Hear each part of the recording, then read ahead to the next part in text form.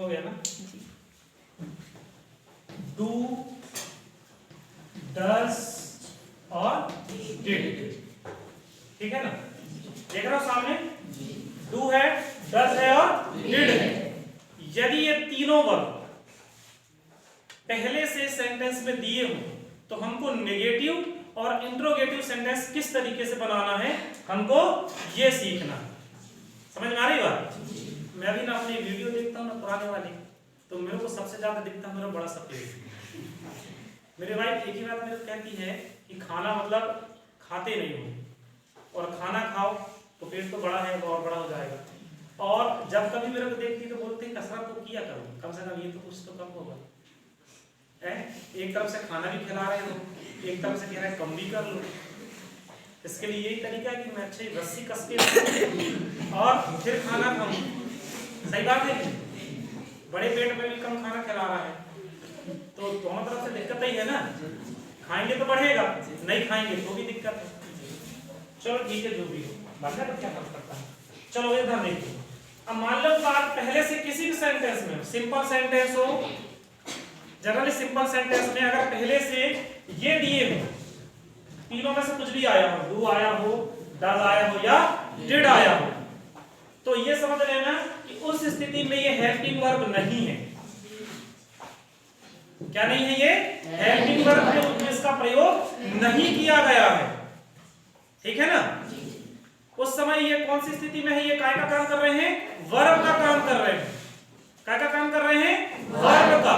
For example के लिए, I do my home work.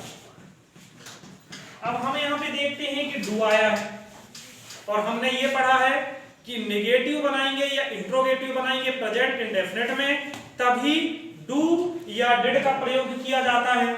लेकिन यहां पहले से डू दे दिया है, तो हम क्या करेंगे, जब नेगेटिव सेंटेंस बनाने की बारी आएगी तो हम सीधे उठाएंगे I do not my home work, ऐसा लिख देंगे हम। ऐसे लिखोगे ना, लिखोगे ना, जो कि गलत है। मैं वही चीज समझाना चाह रहा हूं आप लोगों को कि आंख मूंद के नहीं चलाना चाहिए।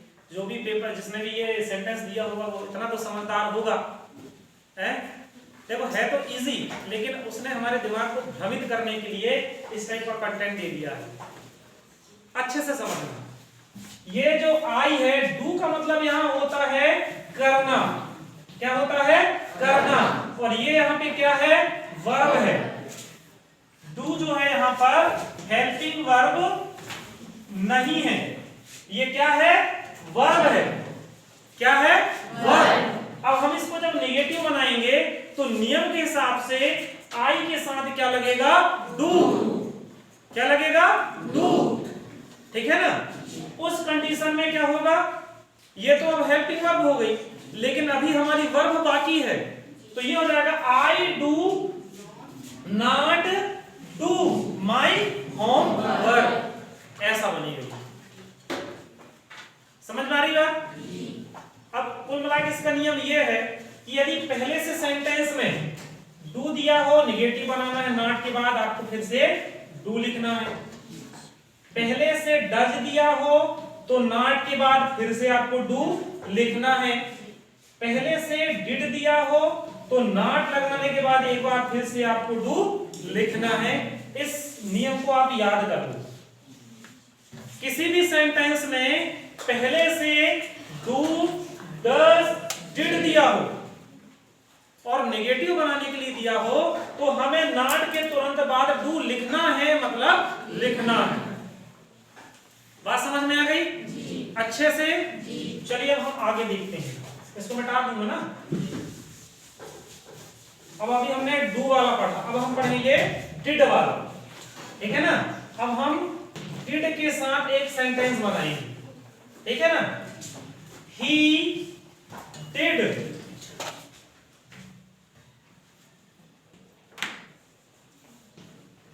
his homework, वह अपना काम किया, अपना गृह कार्य किया, ठीक है ना?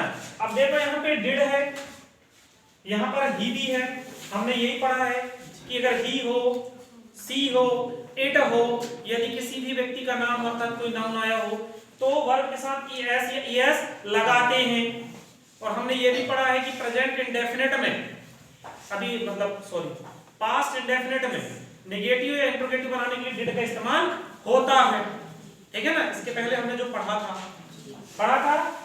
पर हमने ये देखा था कि इसके साथ कोई हेल्पिंग वर्ब भी तो होनी थी, जो कि है नहीं, यहाँ पे नहीं है ना। अब इसको हमको क्या बनाना है, नेगेटिव सेंटेंस। क्या बनाना है, नेगेटिव। तो पहले तो हमको इसको पहचानना पड़ेगा।